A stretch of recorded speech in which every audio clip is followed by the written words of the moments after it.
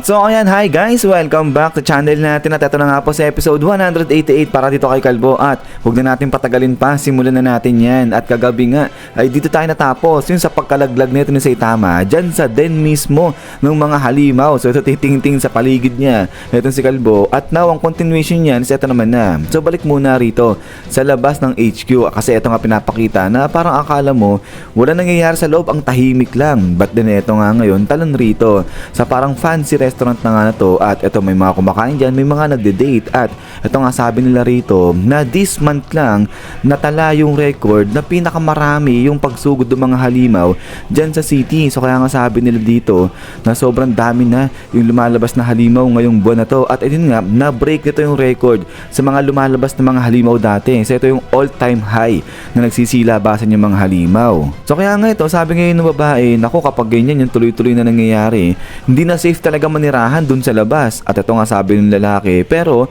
sila dito safe sila kasi nga nasa loob sila ng Hero Residences. Tapos yung mga kasama nilang naninirahan dyan, mga puro high ranking pa ng mga heroes at pinoprotektahan pa sila nito. So kaya nga ito sabi nila, talagang mas maganda rito, mas safe yung binibigay nila ng security kaysa dun sa security na binibigay sa labas. At ayun pa sabi nga nila, lahat halos nandito na sa Hero Residences. May mga kapihan, may mga malulupit nga ron ng mga restaurant at saka isa pa higit pa dyan, magtatayo nga raw sila rito ng SM. Hindi magtatayo sila dito ng shopping mall. Tapos yun pa may mga pool. So lahat okay na. But then maya maya nga, ito nga sabi rito ng lalaki na baka balang araw hindi magtagal na itong Hero Residences maging center na yan ng district kasi nga napakagandang lugar. Pero ang tuloy niya nga rito na ako konti lang, pili lang yung pwedeng manirahan dito. So kaya nga ito ngingiti-ngiti na yung babae. Sabi niya nga dyan, buti na lang yung tatay nitong lalaki ay mataas yung posisyon sa gobyerno. So kaya ayan, nakapasok sila, nakatira sila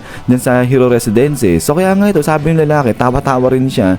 Nasabi niya nga rito sa babae, tama talaga yung decision niya na siya yung pinili ng babae na sa kanya sumama. At so ito ngayon ay ngingiti-ngiti na itong babae at sabi niya nga dyan, I guess so. Tapos ito tawa-tawa siya. So yun, so naglalandian na sila dito guys. Pero yun nga, para may nagamit na namang lalaki rito. Hindi, joke lang. But anyways, ito nga, ay pagkainom nga ng babae ng kanyang kape, ay ito paglapag niya, sabi niya ay parang nanginginig parang nagsishake daw, sabi niya ganyan. So kaya ito sabi ng lalaki, naku malabo yan yung sinasabi ng babae dahil yung mga materialis nga raw na ginamit rito sa building na to talagang magaganda at talagang matibay yung pagkakakonstruct dyan. Tapos yung design pa sa mga buildings dito sa Hero Residences, mga earthquake resistant daw yan. So kaya nga ito tuloy pa yung lalaki na sabi nga rito sa Hero Residences mula sa magnitude level 6 pababa, hindi nila mararamdaman yan. So kaya naman, baka raw yung kamay talaga nito ng babae yung nanginginig, hindi yung talagang lugar. So kaya ito yung lalaki, nakangiti na parang awkward, sabi niya nga dyan, na dahil sa connection niya, kaya sila nakalipat rito sa lugar na to. Kaya, huwag daw magsabi ng ganyan yung babae, kumbaga huwag daw sa pag-alalahin ganyan. So hindi ko alam kung anong connect, pero yun nga, tatawa-tawa itong babae, sabi niya nga dyan na sorry daw, pasensya na. But then suddenly, boom!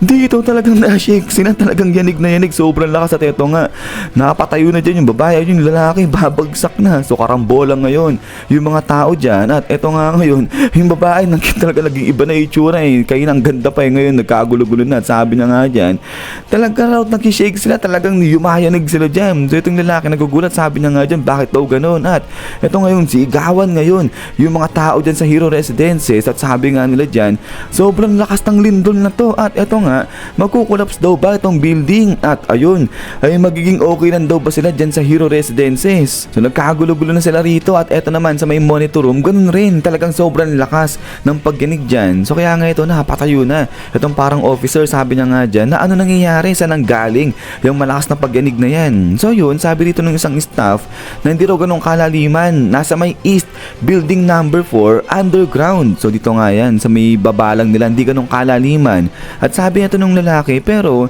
dyan daw nakakulong yung mga halimaw, dyan kinocontain, tapos dyan din ginagawa yung experiment dun sa mga halimaw. Pero yun lang, nung i-check nila itong lugar na to, hindi nila makita kasi nga raw nagmamalfunction, hindi gumagana yung mga cameras dyan. At eto nga ngayon, napasigaw na itong parang officer, sabi niya nga dyan, kung ganun, dalian na nila at magtawag sila ng hero at sabihin na pumunta kagad sa lugar na yon para nga patay na o tapusin yung mga nagwawalang halimaw halimaw ron. At sa pagkatapos nga niyan, is talo naman dito ulit kala Tatsumaki at saka nga dito sa Chokoyomigay na to. So yun, so medyo pumupersa na rito etong si Tatsumaki. So kaya nga ito ay talagang nahihirapan na, talagang nag-i-struggle itong lalaki para lang ma-surprise itong si Tatsumaki. At ito nga, labasan na yung mga makakapal na ugat niya dyan sa kanyang ulo. Sabi niya nga dyan na alam niya na. Pagdating sa telekinetic powers ay mukhang mas lamang daw itong si Tatsumaki sa kanya, pero ng konti lang. Pero yung sagot dito, itong si Tatsumaki, sabi niya nga dyan, nasa tingin ba talaga ng lalaki ito meron siyang panama at mananalo siya rito laban kay Tatsumaki? Eh kawawa naman daw siya, kawawa siya, isa lang siyang guinea pig, sabi niyang ganyan. At so eto ngayon, parang bilang nagalit etong lalaki, sabi niya nga dyan, huwag raw siyang iniinsulto ni Tatsumaki. At eto nga, bigla niyang ginalaw o pinitik etong kanyang daliri. At eto ngayon, si Fubuki sa kabilang banda, pilit niyang binubuksan dito, binubukan niya itong pagkalaki-laking crack. Sabi niya nga dyan, Saitama, kailangan ka namin ngayon, sabi niyang ganyan. But then suddenly, boom! Dito may something na nangyari kay Fubuki at pagkatapos nga niyan is blagag.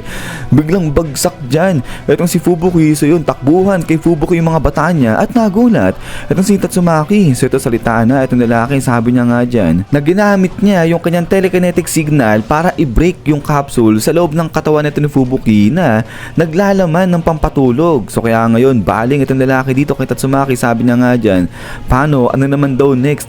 Yung gusto nito ni Tatsumaki na basagin itong lalaki. Gusto raw ba ni Tatsumaki na basagin niya naman daw yung capsule na punong-puno ng deadly poison? So kaya nga ito, nagalit talaga itong si Tatsumaki. At ayun nga, paliwanag ng lalaki na madali lang daw isama itong capsule na to sa mga capsule na iniinom ni Fubuki, sa mga ano yan yung mga beauty supplements na iniinom nga raw ni Fubuki. So kaya nga ito, sabi nila Tatsumaki, kailan yan ginawa ng lalaki? During manufacture daw ba ng mga supplements na to o during ng distribution? But then suddenly, pang!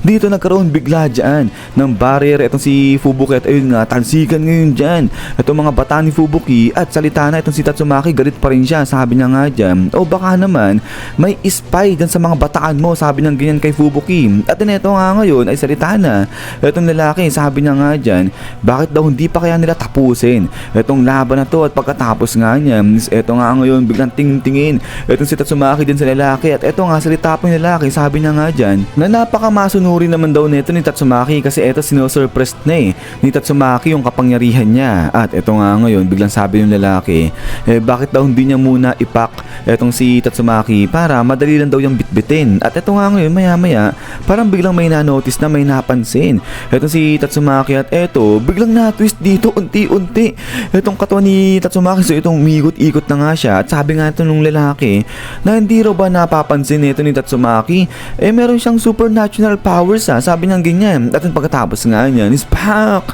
Dito grabe, nagkabalu-baluktot na o bali-bali ba itong katawan ni Tatsumaki. At ito nga, parang na-twist, di parang talagang na-twist na itong si Tatsumaki dyan. So kaya nga ito talagang nagulat na at nag-alala itong si Fubuki dyan sa atin niya. At ito nga ngayon, sabi ng lalaki rito na defective daw ay ang si Tatsumaki, kaya dapat na siyang mawala, dapat na siyang mamatay. At ito nga ngayon, biglang nasira na rin itong parang machine dyan sa may likod niya. At ang sabi nga rito, level demon monsters containment cage open. So yun, mag-open pa rito yung kulungan ng mga demon level na halimaw. At ito nga ngayon, unti-unti na nag-open dyan itong cage. At ayun, sa may baba, yung mga halimaw na dyan na. So yung mga nag-growl-growl na rito, yung mga halimaw. At sabi ngayon ito, nung Chokoyomigay na to, na dahil nga raw sa lakas ng kapangyarihan ni Tatsumaki, kaya nasira yung mga mechanical machines dito. At dahil dyan, nakatakas tuloy o nakawala yung mga halimaw. So ngayon, kapag ang natira na nga lang daw dito sa eksena ay yung mga duminong halimaw at saka nga yung mga bangkay ng mga tao na to, ay wala na raw magtataka sa pagkawala ng dalawang witch dyan. So referring kay Tatsumaki sa kay Fubuki. So kumbaga ay gumagawa na ng storyline itong lalaki na to, sineset up niya itong mga heroes dito sa floor na to, pati na yung sa pagkawala ni Tatsumaki at saka nga ni Fubuki. At yung pagkatapos nga niya na ito nga ngayon, mga gigil na itong mga halimaw, ready na silang lumabas dyan. At pagkatapos nga niyan is boom! So dito inangat na o pinalutang na ng lalaki nito. Itong sila Tatsumaki, si Fubuki, pati na itong si Saiko. So dadalhin niya na yan. Pero ito nga walang magawa rito.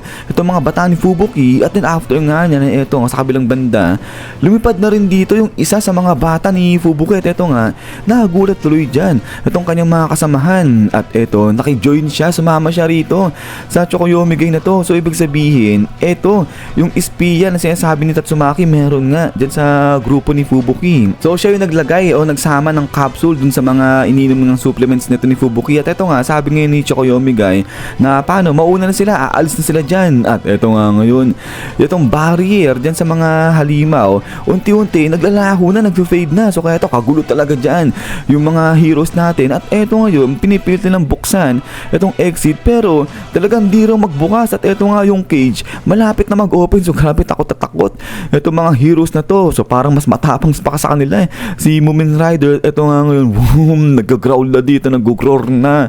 Yung mga halimaw, palabas na nga sila dyan. At ito, mga nag-iiyakan na yung mga bata ni Fubuki. At then pagkatapos nga niya, bagahag. Dito biglang nawasak itong mga halimaw nito. So nagulat dito itong mga bata ni Fubuki. At ito nga ngayon labas na dyan itong si kalbo natin, grabe. So parang ina-uppercut niya sabay-sabay itong mga halimaw. At ayun nasa may itaas lang itong si kalbo natin dyan. At yung pagkatapos nga nito is yan guys. So hanggang dito lang ito sa episode 188 natin. So yun, grabe kagulo na talaga rito sa may area nila Tatsumaki, nila Fubuki. Tapos yun nga parang bibit-bitin sila, makukuha pa sila ng Chokoyomi Guy. Pero yun nga guys, ay ulit maraming salamat sa panonood dito at sa pagsuporta sa channel natin. So yun, so hintay lang sa next episode ito ni Kalbo natin. At ayan, God bless niyo lahat, lagi mag-ingat at kita-kits tayo ulit.